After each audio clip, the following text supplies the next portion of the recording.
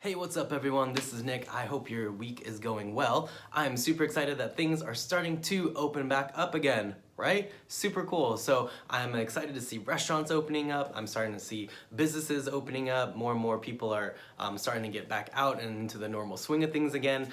So I'm very grateful for that. Let's all just keep in mind and keep in our prayers just continued wisdom for our leaders at every level on up. Just making sure that they make the right decisions and the right timing, so on and so forth, and also for the health and safety of everyone that has been working and is about to go back to work, and just anyone that's been affected by this. We'll all keep continuing to pray for those people, okay? So, other than that though, I want to jump into our hub verse for the week. So it's John 16:33. I really like it. I'm going to read it for you right now, and then we're going to jump right in. So here we go. John 16:33. I have told you these things so that in me you may have peace. In this world you will have trouble, but take heart, I have overcome the world. So this is Jesus talking, okay? So this is Jesus talking to his disciples, and he's essentially giving them a heads up of what's to come. Okay, so there's kind of three parts in this verse that I want to go over and just kind of dissect real quick, because each one has a great meaning, and I really like it. So, okay, first off, I have told you these things so that in me you may have peace. So he's saying, hey, I'm giving you a heads up because I care about you guys. So Jesus knew what was going to happen, and whether he told the disciples at this point or not what was going to happen, the same outcome would have come true, right? So he didn't need to tell the disciples these things, but because he cared so much about the disciples and about us, that he gave this heads up. Okay, so think about that in your normal life. If you give husbands and wives, if you give your significant or your significant other, if you give that person a heads up of where you're gonna be, that helps, right? That's a form of love, if you will. That's a form of respect, and it's just something that we generally do. It doesn't have to be in a relationship like that. It can be a relationship with your parents, with your kids, with a friend.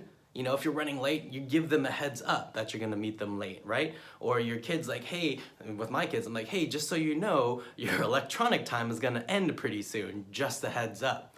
Because what we don't want to happen is for people to get surprised or, not see something coming. It's a good thing to give someone a heads up, and Jesus did just that for all of us here, okay? So, second part, in this world, you will have trouble. All right, so the first part was a heads up. Second part is, hey, you know what? It's gonna be hard.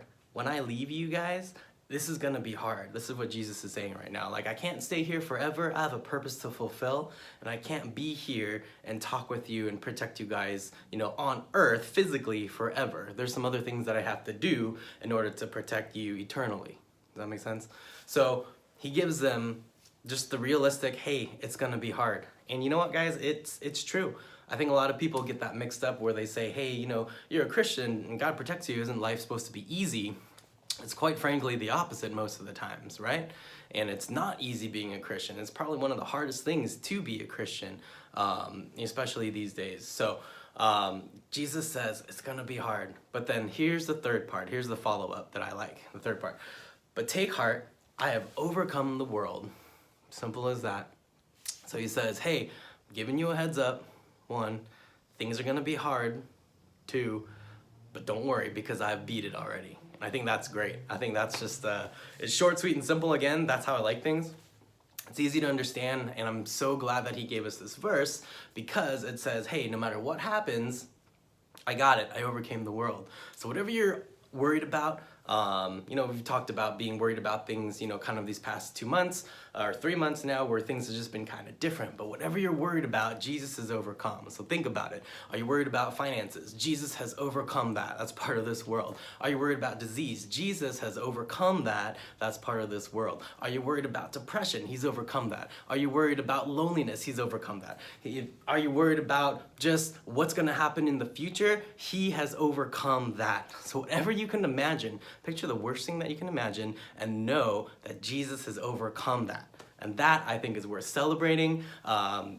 It's just some good stuff right there, you guys. So I hope this helps. I hope you guys are doing well. Spend some time in this verse. Read the whole chapter. The whole chapter is full of these cool little verses, really, because it's just Jesus telling them, tons of stuff. And this is just a snippet of it. So Hope you guys are doing well. I will talk to you soon.